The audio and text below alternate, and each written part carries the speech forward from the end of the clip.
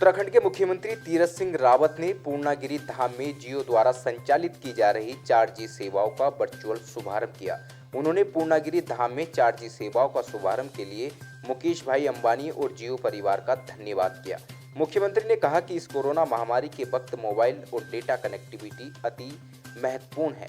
छात्रों की पढ़ाई, मध्यम व लघु उद्योग, उत्तराखंड में आने वाले पर्यटकों व स्थानीय नागरिकों के लिए डेटा कनेक्टिविटी बेहद जरूरी है। उन्होंने कहा कि प्रधानमंत्री नरेंद्र मोदी जी के नेतृत्व में डिजिटल इंडिया की परिकल्पना साकार हो रही है। पंचायतों को ऑप्टिकल फाइबर के माध्यम से नेटवर्किंग से जोड़ा गया है। उत्तराखंड सरकार भी भारत सरकार के साथ डिजिटल क्रांति के क्षेत्र में आगे बढ़ रही है। हमारी सरकार और जियो कंपनी ने मिलकर उत्तराखंड के दूरस्थ क्षेत्रों तक 4G मोबाइल कनेक्टिविटी पहुंचाने का कार्य किया है। मुख्यमंत्री तीरथ ने कहा कि उत्तराखंड देवभूमि है, यहाँ अनेक धार्मिक स्थल है। जियो अधिकतर स्थानों में अपनी 4G सेवाएं दे रहा है। महत्वपूर्ण मंदिरों, तीर्थ क्षेत्रों को अपने 4G नेटवर्क से जोड़ा जा चुका है।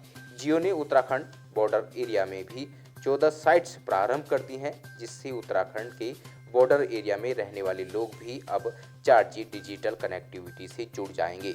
इसी कड़ी के अंतर्गत अब जियो मां पूर्णागिरि धाम को भी अपने 4G नेटवर्क से जोड़ने जा रहा है। मां पूर्णागिरि धाम 108 सिद्धपीठों में से एक है और बड़ी संख्या में श्रद्धालु यहां वर्ष दर्शनार्थ आते हैं। उत्तराखंड सरकार ने साप्ताहिक कर्फ्यू पूरे उत्तराखंड में लगाया है। वहीं शासन द्वारा पहाड़ी जिलों में कोरोना से बचाव को लेकर प्रत्येक रविवार को साप्ताहिक कर्फ्यू के ऐलान के बाद पहले रविवार को थराली में सभी व्यापारिक प्रतिष्ठान बंद नजर आए। हालांकि मेडिकल दुकानें यहां खुली रही, वहीं मन चले लोग साप्ताहिक कर्फ्यू पालन नहीं कर रहे हैं। वहीं कॉमर्शियल वाहन भी बंदी के आदेश के बाद ही कतिपय जगह सड़क पर धड़ल्ले से घूमते नजर आए। थराली मुख्य मार्ग पर थराली देवाल तिराहे पर पुलिस ने भी बैरियर डालकर अनावश्यक रूप से घूम रहे लोगों को घरों पर ही बने रहने को लेकर जागरूक किया। तो वहीं आवश्यक सेवाओं के लिए घर से निकलने लोगों को और वाहनों को इस कर्फ्यू में रियायत दी गई है। वहीं उप जिलाधिकारी थराली सुधीर कुमार ने जानकारी देते हुए कहा कि साप्ताहिक कर्फ्यू के लिए शासन से प्राप्त निर्देशों का पालन कराया जा रहा है और आवश्यक सेवाओं में छूट के साथ ही अनावश्यक रूप से बाजारों में घूम रहे लोगों और वाहनों पर भी कार्रवाई की जाएगी। उन्होंने कहा कि साप्ताहिक कर्फ्यू में शादी बारातों में प्रयुक्त वाहनों, स्वास्थ्य सेवाओं में प्रयुक्त वाहनों और अन्य आवश्यक सेवाओं से जुड़े लोगों और वाहनों को बैरियर पर पूछताछ के बाद छोड़ा जा रहा है। कल हमें गाइडलाइंस मिली थी कोविड कर्फ्यू के लिए, जो कि साप्ताहिक रूप से लागू करने के लिए बताया गया है। हर रविवार को कोविड कर्फ्यू लागू किया जाएगा। क्योंकि सूचना हमें कल शाम को ही प्राप्त हुई थी, तो सभी संबंधितों को हमने सूचित कर दिया था। हम कोशिश कर रहे हैं कि ये सफल हो, लेकिन कुछ लोगों को अभी सूचनाएं प्राप्त हो रही हैं कि कुछ लोग फिर भी आ रहे हैं, तो उनको रोका जा रहा है। सर, छूट प्रशासन के द्वारा जो आवश्यक सामग्री की वस्तुएं हैं, जैसे मेडिकल शॉप्स या फिर राशन की दुकान और दूध और फल इत्यादि को आवश्यक सामग्री में रखा गया है, जिनको छूट प्रदान की। और आवाजाही की बात करें तो क्या पूरी तरह प्रतिबंध आवाजाही रहेगी इन आवश्यक सेवाओं के अलावा? आवश्यक सेवाओं को प्रतिबंध से पृथक रखा गया है। और जो लोग ट्रांजिट में हैं, कुछ जो टूरिस्ट हैं जो होटल्स में फंसे हुए थे या एक स्थान से दूसरे स्थान तक जा रहे हैं, तो उनको छूट दी जा रही है। उत्तराखंड के गठन के बाद से ही नेताओं और अधिकारियों का गठजोड़ उत्तराखंड के सिस्टम में इस कदर हावी रहा है कि कहीं तो पहाड़ों से मैदानों में उतरने, तो कहीं पहाड़ों में तैनाती रोकने के लिए सचिवालय के ही चक्कर काटने में लगे रहते हैं।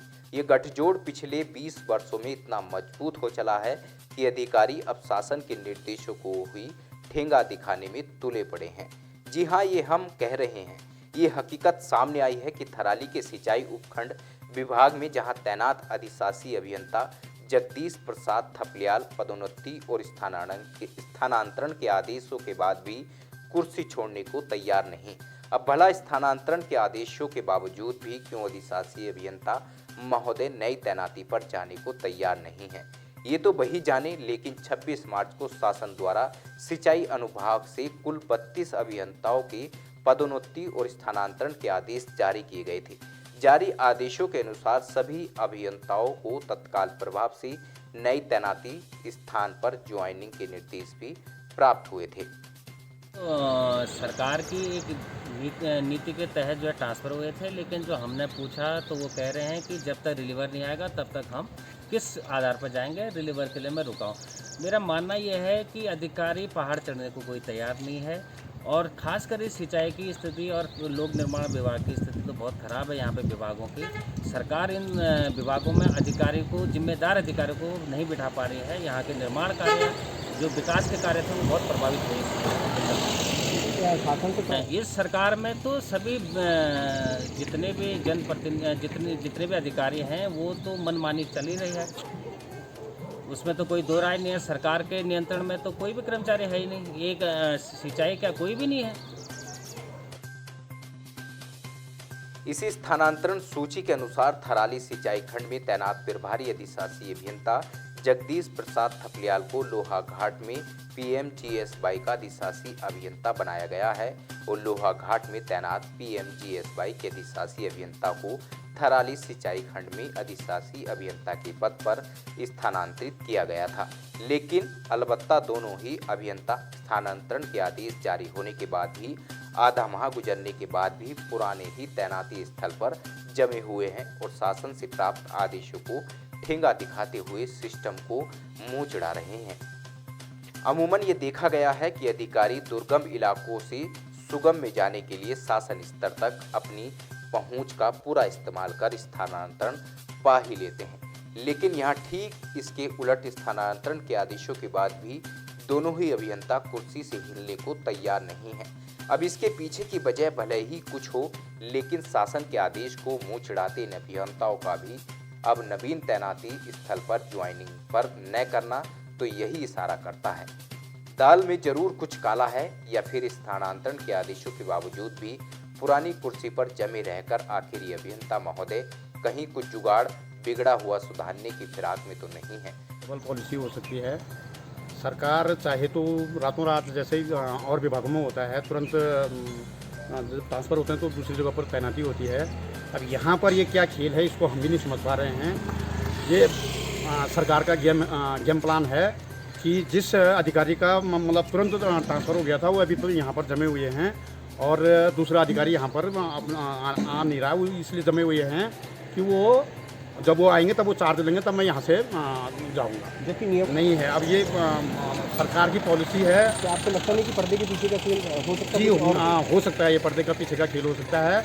और संबंधित सरकार की क्या सोच है, क्या मंशा है, ये आने वाले दिनों में कहीं कुछ हो सकता है कि कुछ समय लिया जा रहा हो और कुछ गोलमाल हो सकता है इसमें। धन्यवाद। हालांकि थराली सिंचाई खंड में अधिशासी अभियंता ने मीडिया कर्मियों के सवालों का जवाब देते हुए कहा कि उनके प्रतिस्थानी अनुरूप कुमार ड्योड़ी फिलहाल उनके खंड में मोटरमार्ग कई जांच कार्यों में व्यस्त हैं। लिहाजा इस माह के अंत तक दोनों ही अभियंता नई तैनाती स्थल पर पदभार ग्रहण करेंगे।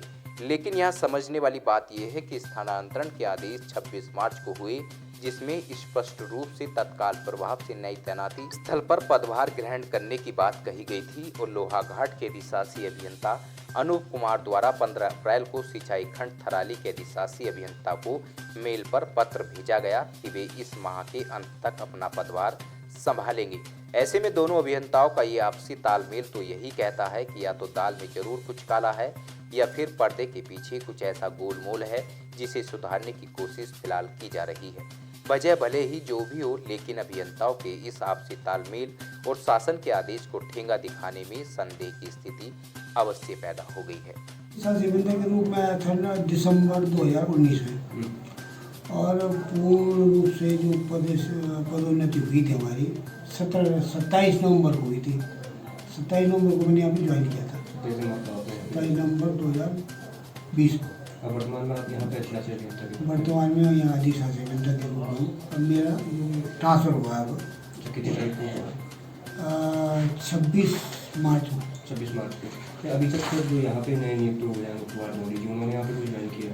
उनसे मेरी दूरभाष से बात हो गई थी, 2-3 बार हो गई। तो उन्होंने कहा कि मेरे खंड में कुछ जांचें चल रही हैं कि जांचें मैं जब पूर्ण करा के ही आपको अवगत कराऊंगा, तदुपरांत ही एक दूसरे को चार्ज होगा।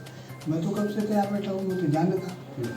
सामान सारा बंद कर दिया था। क्योंकि जो स्थानांतरण के आदेश प्राप्त हुए हैं बावजूद उसकी 26 तारीख से आप लगातार यहाँ पे बने हुए हैं, क्या कुछ ऐसे आपने वहाँ पे कोई बात समझने का कुछ नहीं किया। मैं उनसे मेरी बात हुई थी जिनको मेरी जगह आना था। मैंने भाई साहब मैं कब आऊँ, क्योंकि ये बात हुई थी 5 तारीख अप्रैल को। मैंने कहा मैं आ रहा हूँ, आप 4 तैयार करें। उन्होंने कहा भाई साहब 9 तारीख को 4 दिन। फिर मैंने उन्हें 8 तारीख फ़ोन किया, मैंने भाई साहब कल आ रहा हूँ। यार भाई साहब मेरी यहाँ जाँच चल रही है, जरा मुझे रुक जाओ, इस महीने के लास्ट तक मैं ज्वाइन। अब स्थिति ये है कि मैं उनका चार्ज लूँगा, वो मेरा चार्ज लूँगी, तो हम दूसरे मैं जब वो चार्ज लेंगे तो मैं जा नहीं सकता, डिले में छोड़ के जा। क्या ऐसे बने रह सकते हैं? नहीं ये तो जिस तरह का मामला है हमको नहीं करता, हमें तो जाना है। अच्छा, हमें तो हर हाल में जाना है। वो जिस दिन वो यस कर देंगे क्या मैं 4 देने को तैयार हूँ, उसी दिन मैं चल रहा हूँ। क्योंकि अब हम एक दूसरे के प्रतिष्ठानी है। जब तक वो यहाँ नहीं आएंगे तब तक मैं वहाँ नहीं जा सकता, जब तक मैं वहाँ जाऊँगा, जब मैं वहाँ जाऊँगा तो वो यहाँ आएंगे। Thank you. थराली से गिरीश चंदोला की रिपोर्ट। उत्तर प्रदेश और उत्तराखंड की तमाम छोटी बड़ी खबरों के लिए देखते रहिए समाचार उत्तर प्रदेश उत्तराखंड, खबरों की दुनिया। जुड़ने के लिए चैनल को सब्सक्राइब करें और लेटेस्ट न्यूज़ अपडेट के लिए बेल आइकन दबाएं।